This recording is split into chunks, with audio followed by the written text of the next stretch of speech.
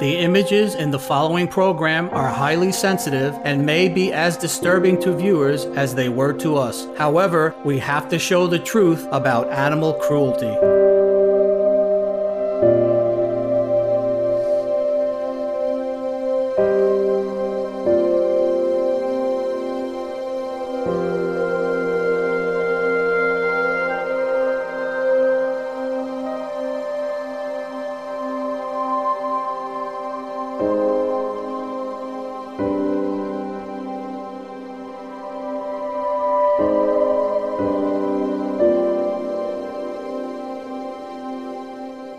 Compassionate viewers, today's Stop Animal Cruelty programme features the first of a two-part series on the sickening practice of using animals in laboratory experiments.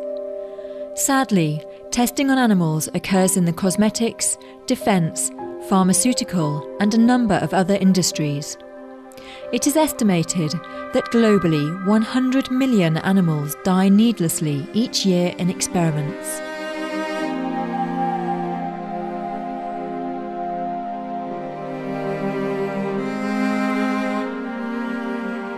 The National Anti-Vivisection Society, the world's first organisation to campaign against the practice, was founded in 1875 by the great British humanitarian Frances Power Cobbe, who published leaflets and articles opposing experimentation and gained the support of many prominent figures of her day.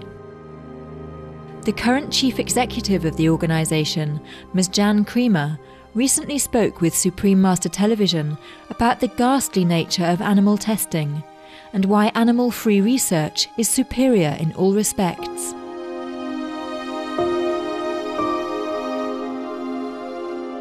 They're used in a range of experiments, whether it's academics using them for fundamental research where they're just trying to find something out. They're used for product safety testing. They're used for safety testing of things like batch testing of things like vaccines. And that's where the majority of animals are used. Over 3 million in the UK and 100 million worldwide. The point that we have made about animal research is that there are fundamental species differences between humans and other animals. And so any animal experiment isn't going to tell you reliably what kind of outcome you might see in a human being. And that's when you sometimes get news of a drug that has gone on to injure or even kill a human being because it was judged as safe in an animal test. And so that's why we need to shift away from 100-year-old technology, animal testing, a very crude and cruel way of trying to test a product, to something more sophisticated, which is the advanced scientific and technological methods that we advocate. These animals that are used in these experiments, where do they normally come from? Mostly from suppliers. In the UK and in Europe, we do have regulations for animal suppliers. In the UK, over the last 20 years or so, our legislation has regulated and licensed suppliers. So we have purpose-bred animals from regulated suppliers. I mean, in the past, prior to that, random animals were taken, stray animals and animals such as that, but not so much in Europe. You've got a couple of key problems with using non-purpose-bred animals. One of the key fundamentals when they're using animals in research, what they claim is that they need to know the animal's background. You need to know genetic background. They need to know what substances it's been exposed to. So they can't really justify using stray animals or animals from the wild when they're trying to claim at the same time that animal research is scientific and that they know the background of those animals. So scientifically, people should not want to use animals from unknown sources. But then the second problem that you have is that the more you refine animals and provide them for research, for example, a lot of the genetic manipulation of animals and the purpose breeding of animals, what you get is a certain series of animals where you're trying to standardize the way those animals might respond. But people aren't standardized. We're varied. and we have a whole genetic mix there. So fundamentally, it's like a loop of problems that animal research creates, a loop of problems. Not only is animal experimentation inhumane and immoral, the enormous differences between humans and animals make research results totally invalid. For example, aspirin causes birth defects in dogs and cats, but not in people. Elraldin, a heart drug, was judged safe for humans based on animal testing, but it can cause blindness, growths, stomach troubles, and joint pains in those who take the drug. The scientists know that there are fundamental differences between the species, and they know that any animal test that they do, they need to go on and test it on humans to ensure that it's safe. But they're taking the view that is all they have. But those scientists are now in the minority. Right. The fact is that non-animal methods are now in the majority in terms of the whole overall research effort. I think it was one of the cancer societies that said many years ago that only 2% of their total research effort used animals, and half of that 2% was spent on just feeding and caring for the animals, not on the actual research. So the bulk of scientific and medical research is without animals. The problem is that animal research over the past 100 years has gradually been incorporated into legislation, and so animal tests are the things that the legislators use as their yardstick. The civil servants, when they're looking for a tick box, are looking for an animal test.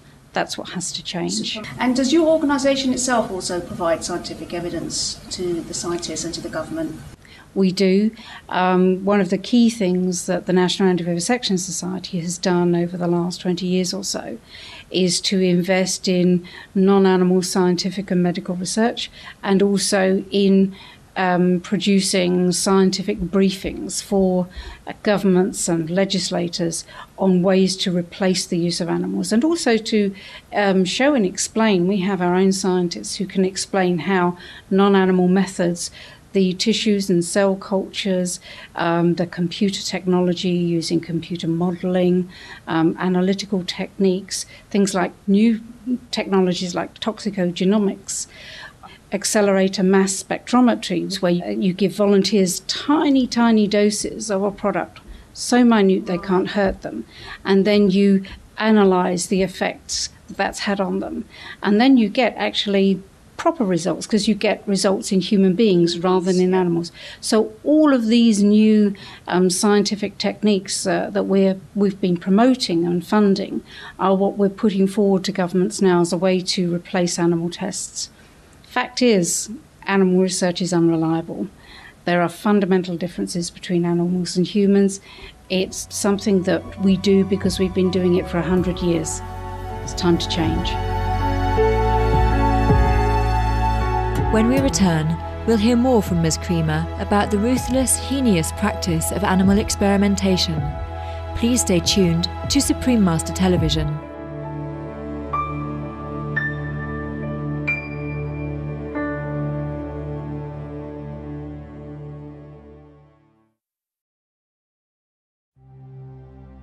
The images in the following program are highly sensitive and may be as disturbing to viewers as they were to us. However, we have to show the truth about animal cruelty.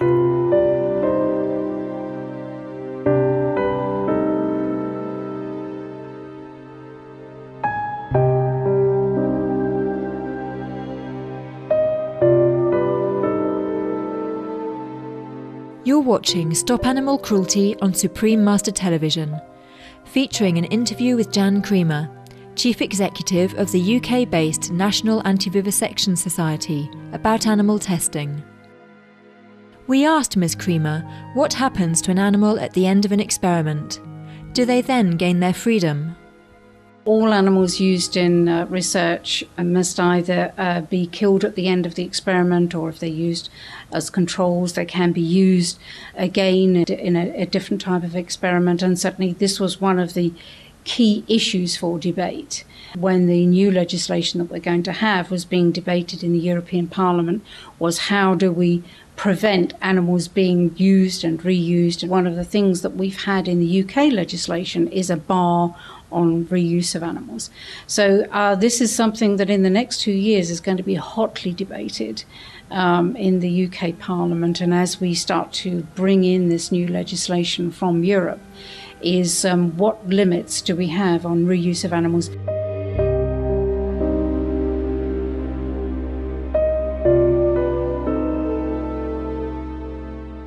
While many governments have rules and regulations concerning animal testing, these so-called animal welfare protections are essentially meaningless and in no way justify the continuance of the practice.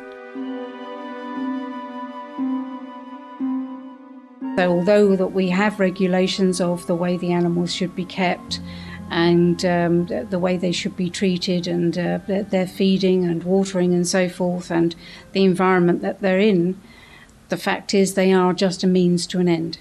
And so in terms of the way they live in extremely deprived conditions. You've got rats, mice, guinea pigs, small animals like that are living in small bare plastic boxes.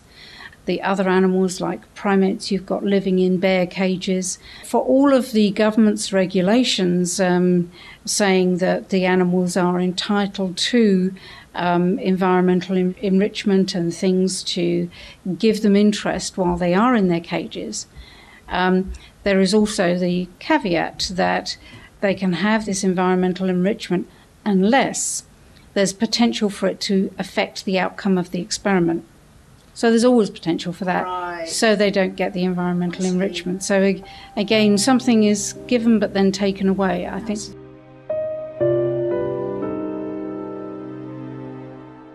Are governments now waking up to the fact that animal testing is inaccurate and unwarranted?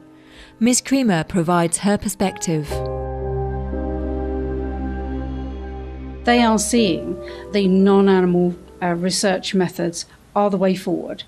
The cutting edge, the leading edge of development in science and technology is by using the new techniques, the computer modelling techniques, yes. The sophisticated techniques. And animal experiments are a thing of the past. And governments do know this and they see this, but they are still being advised by a minority of scientists who still cling to using animals. They've built their careers on animal research and they don't want to let that go. And where do you think these techniques are predominantly used at the moment? In which country would you say? Certainly in the UK, we're using them more and more.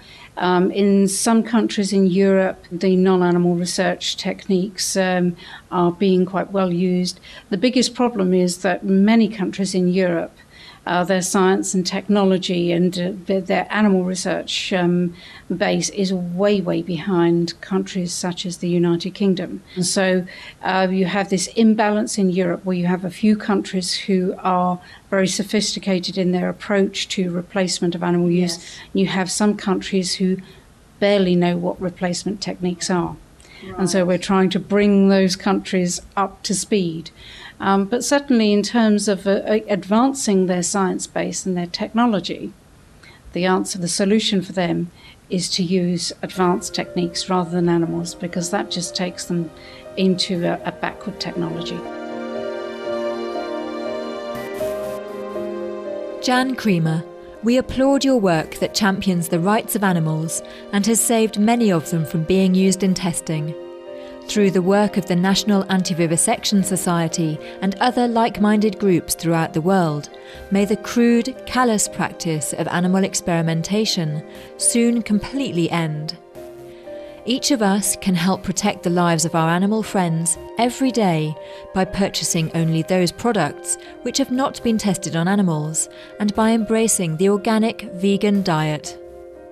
For more details on the National Anti-Vivisection Society, please visit www.navs.org.uk. Thank you for your company today on Stop Animal Cruelty.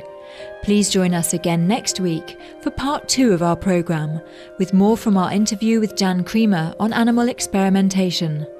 Enlightening entertainment is coming up next, after noteworthy news. May all of Earth's inhabitants live in peace and harmony. For more details, please visit www.suprememastertv.com/stop-animal-cruelty.